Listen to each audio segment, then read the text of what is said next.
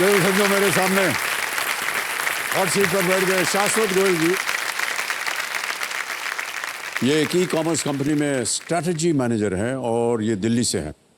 बहुत बहुत स्वागत है आपका Shashwat ji. Thank you so much sir. और सबसे पहले तो ये सवाल आता है कि ये स्ट्रैटेजी मैनेजर ई कॉमर्स ये किस तरह की नौकरी होती है? जी सर, जब मैं रोज़ सुबह उठता हूँ मेरे मन में भी सबसे पहले एग्जैक्टली यही सवाल आता है कि ये काम क्या होता है, मैं करता क्या हूँ। But on a more serious note, ये एक टेक्निकल और मैनेजमेंट नौकरी दोनों का मिक्सचर है। आप ये समझ लीजिए दैट मैं एक इंटरनल मैनेजमेंट कंसल्टेंट हूँ अपनी ऑर्गेनाइजेशन के लिए। बड़ा मुश्किल काम है आपका शाश्वत जी। जी और सर। इसके लिए काफ़ी मेहनत, काफ़ी ज्ञान, काफ़ी बुद्धि लगानी पड़ती होगी आपको। ऑलराइट, मैं देख रहा हूँ कि आज आप कंपेनियन के रूप में किसी को नहीं लाए हैं। जी सर, मैं कंपेनियन के रूप में किसको नहीं लाया हूँ। इसके पीछे सर एक बहुत गहरी वजह है। अगर मैं करीब 20-22 साल पहले जाऊँ, जब केबीसी पहली बार टीवी पर आया था 2000 में, तो जब हम रात को 9 बजे बैठते थे एज अ फैमिली, जब हम शो देखते थे, तो मम्मा हमेशा मुझे कहती थी कि उनका सपना है कि उनका बेटा एक दिन हॉट सीट पे जाए। तो वो सुन के मेरे अंदर बहुत मोटिवेशन आया था और उस टाइम मैंने बहुत अप्लाई किया था। मोबाइल और एसएमएस तो नहीं होते थे, इंटरनेट और ऐप्स तो दूर की बात है, तो मैं लैंडलाइन पे लगा रहता था, बट कभी कुछ हुआ नहीं। केबीसी जूनियर की बात कर रहा हूँ मैं। फिर मैंने छोड़ दिया था, शो तो देख रहा था बट अप्लाई करना छोड़ दिया था। फिर 2013 में जब मेरी पढ़ाई थोड़ी कंप्लीट हुई थी और जब मेरी पहली नौकरी लगी थी, तब मेरे को फिर लगा कि अब मैं थोड़ा इंडिपेंडेंट हो गया हूँ, मम्मी के सपने को फिर से उठाता हूँ। तो 2013 से हर साल मैंने अप्लाई किया, हर साल मैंने ट्राई किया, बट कभी भी कुछ बुलावा नहीं आया मुझे।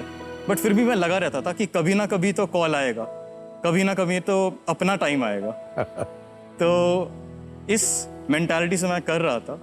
पर कोरोना की सेकेंड वेव के दौरान जब देश में काफ़ी ख़राब स्थिति थी, तब कोविड की वजह से my mama passed away. Oh, I'm so sorry.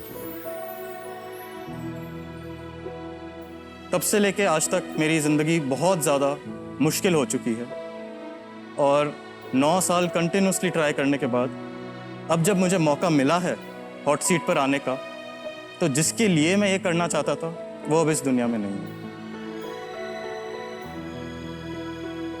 तो आपके लिए, यहाँ बैठी ऑडियंस के लिए, घर पे बैठे दर्शकों के लिए शायद वो सीट खाली होगी, बट मेरे लिए उस सीट पे जिसको होना चाहिए वो आज भी वहीं पर है।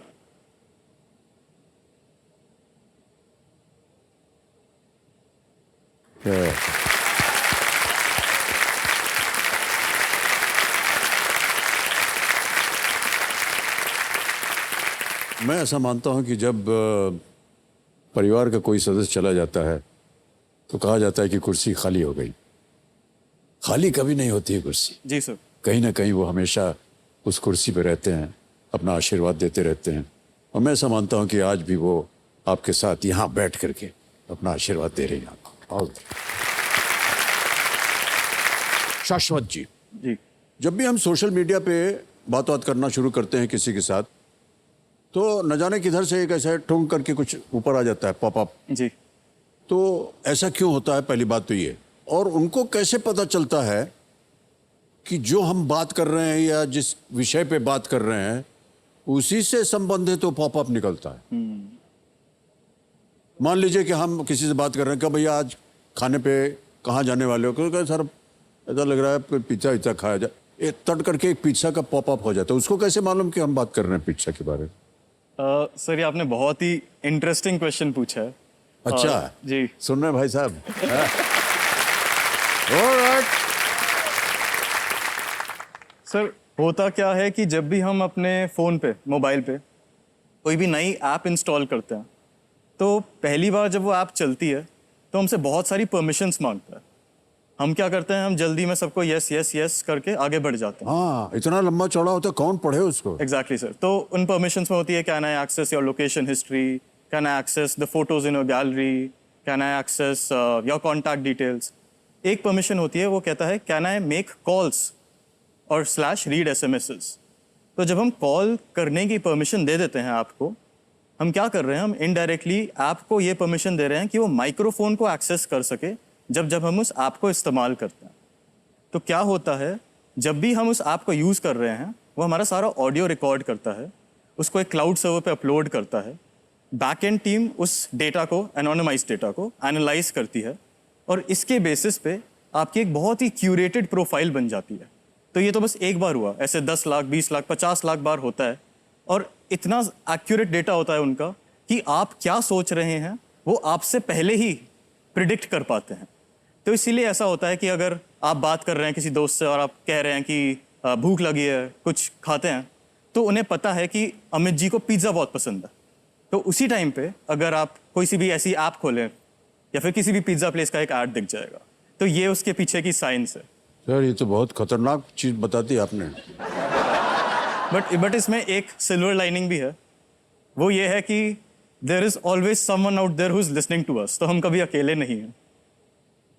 लेकिन हम नहीं चाहते कि वो सुने हमारे बात। कैसे रोका जाए? ऐप्स को अनइंस्टॉल कर दीजिए और जैसे हम पहले रहते थे बिना मोबाइल के, वापस उसी ज़माने में चलते हैं। अच्छा, ये सारा कुछ जो है रिकॉर्ड हो रहा है? जी, बट एनोनिमाइज्ड रिकॉर्ड हो रहा है। उन्हें ये नहीं पता कि अमित जी क्या बात कर रहे हैं, उन्हें ये नहीं पता कि शाश्वत क्या बात कर रहा है। उनके लिए हम बस एक नंबर है। पर वो नंबर से तो पता कर लेंगे ना। नहीं, एक सिम आईडी कार्ड लेते समय सब देना पड़ता नहीं, ना, फोन कौन नंबर है नहीं। आप, आपकी हाइट क्या है, कहाँ रहते हैं आप मेल है कि फीमेल है, नहीं, एक आप यूनिक, रोबोट हैं कि नहीं, ऐसे सब आता है ना। एक यूनिक आइडेंटिफायर टोकन है जिससे हम वापस नहीं एस्टैब्लिश कर सकते कि ये अमित जी की बात हो रही। अच्छा, नहीं सर, ये बातें समझ लेनी चाहिए। सोशल मीडिया पे आप एक्टिव हैं कि नहीं शाश्वत? सर मैं सोशल मीडिया पे बिल्कुल एक्टिव नहीं हूँ। बहुत अक्लमंदी कर रहे हैं आप। इंटरनेट पे मैं मीम्स पे बहुत ज़्यादा टाइम लगाता हूँ। ओ, मैं मीम्स देखता भी हूँ और मीम्स बनाता भी हूँ। और अगर आपकी परमिशन हो जी। तो मैं एक्चुअली केबीसी ओरिएंटेड कुछ मीम्स बनाकर लाया हूँ, तो मैं आपके साथ शेयर करना चाहता हूँ। पहले तो भाई साहब बताइए, मीम होता क्या है? इंटरनेट पे आप एक कोई वायरल जोक चल रहा है और लोग उसका अपना वर्जन क्रिएट कर रहे हैं। ओहो, और वो इसलिए वायरल हो रहा है क्योंकि वो दो ऐसी चीज़ों को लिंक कर रहा है जो पॉप कल्चर रेफरेंसेस हो या फिर जो चीज़ें रिसेंटली ट्रेंड कर रही हो उनके बारे में बात कर रहा है। ओके। तो ये मीम्स होता है। तो आप हमको हम लोग के ऊपर बनाया आपने? जी सर, केबीसी के ऊपर ही बना है। सर हमारे देखने लायक है या नहीं? सर आपके दिखाने के लिए ही लाया हूँ। ओके, जी। देखा जाए। भाई साहब, इज्जत हमारी रख लीजिएगा।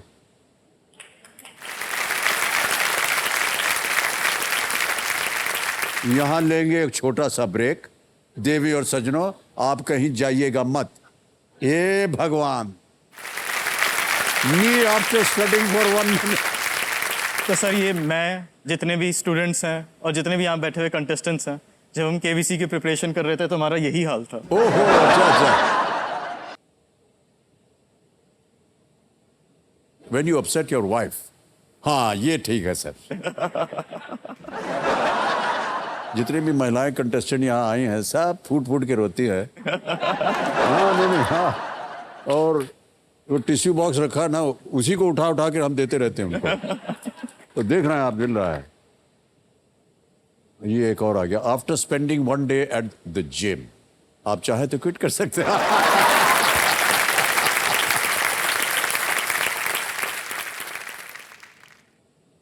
When you know that you have impressed your boss and you will get the promotion, और ये गया सीधे आपके अकाउंट में, बिल्कुल आसान और सेफ तरीके से। वाह,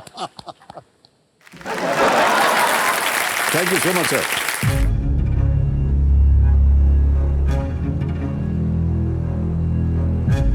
बहुत जल्दी खत्म कर दिया खेल। कभी कभी मेरे दिल में ख्याल आता है कि आपके सामने ये दिल क्यों बच्चा बन जाता है।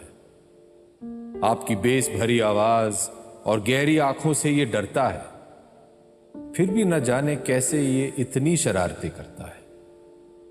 शायद इसलिए क्योंकि आपको भी ये सब अच्छा लगता है। कहते हैं ना, बेटा कितना भी बड़ा हो जाए, पिता को हमेशा ही बच्चा लगता है।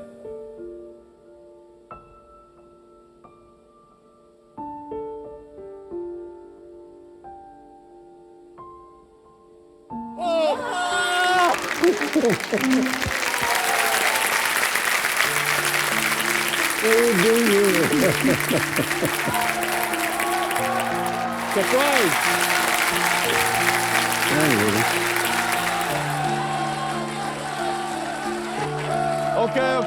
ओके।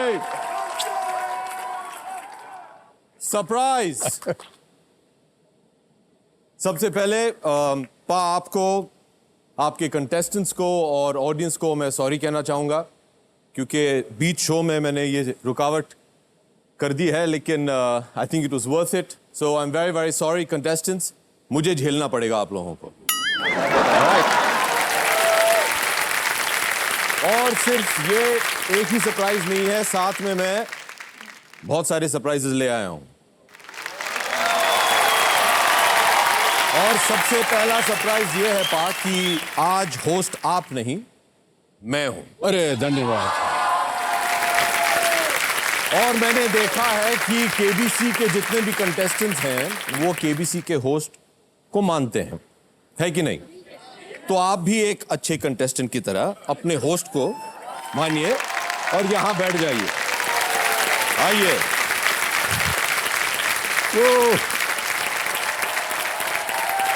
जो आखिरी फोटो आपने देखा था, क्या आप उसके बारे में हम सबको बताना चाहेंगे? वो विदाई का था। जी, मैं आपको ये बता दूं कि निजी जीवन में that was the first time I ever saw you cry. आज भी तो देख रहे हैं। चलिए आगे बढ़ते हैं। आपको शायद याद होगा कि कैसे मेरी पहली फिल्म की स्क्रीन टेस्ट के लिए आप मुझे मेरी लाइंस रिहर्स करवाने के लिए आप कमालिस्तान स्टूडियो आए थे। मैं सहमा हुआ था, आप थोड़े बहुत कॉन्फिडेंट थे कि सब कुछ ठीक हो जाएगा, आपको शायद ये पता भी होता। वैसे एक टेस्ट आज भी है। आपके ही मंच पे मैं आपके सामने कुछ कहना चाहता हूं, लेकिन आज आपको मुझे मेरी लाइंस रिहर्स करवानी नहीं पड़ेंगी। आज अपनी जिंदगी की सबसे अच्छी स्क्रिप्ट पढ़ने जा रहा हूं, जिसका नाम है मेरे पा।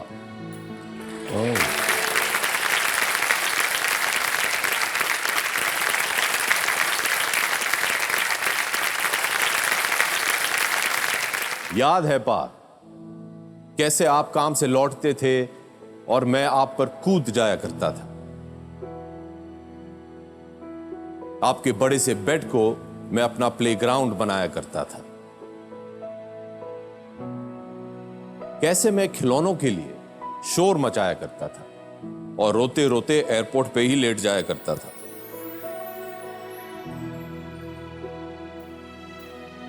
याद है पाप, कैसे आप भीड़ में चुपचाप मेरी ओर अपनी उंगली बढ़ाते थे।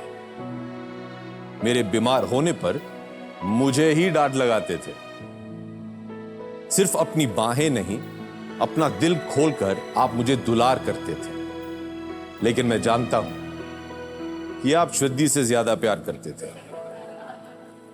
माना कि मैं बचपन में काफी शरारती बच्चा रहा था, लेकिन आपको याद यह भी होगा कि 7 महीने की उम्र में पहला शब्द मैंने पा कहा था।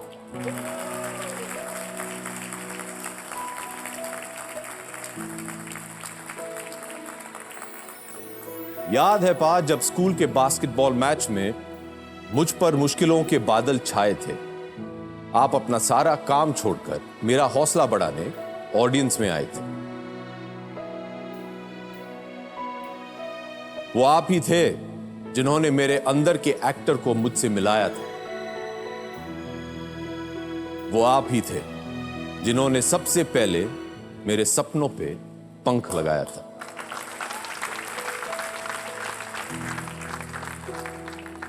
पा, मैंने आपसे सीखा है कि काम से बड़ी कोई ताकत नहीं, लोगों के प्यार से बड़ी कोई शोहरत नहीं, और परिवार से बड़ी कोई दौलत नहीं।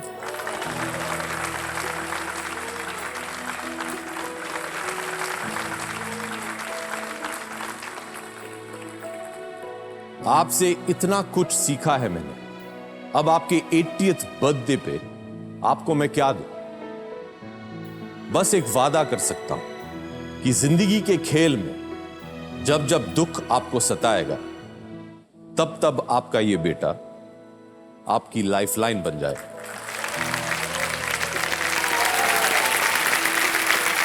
तब तब आपका ये बेटा आपकी सबसे बड़ी लाइफलाइन बन जाएगा।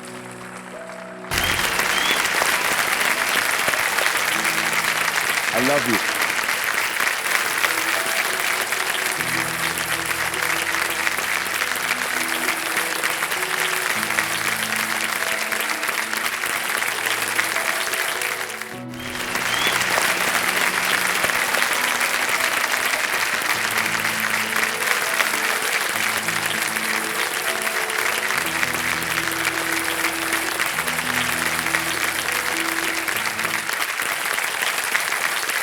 एक, दो, तीन, चार, पांच, छह, ये मेरे लिए।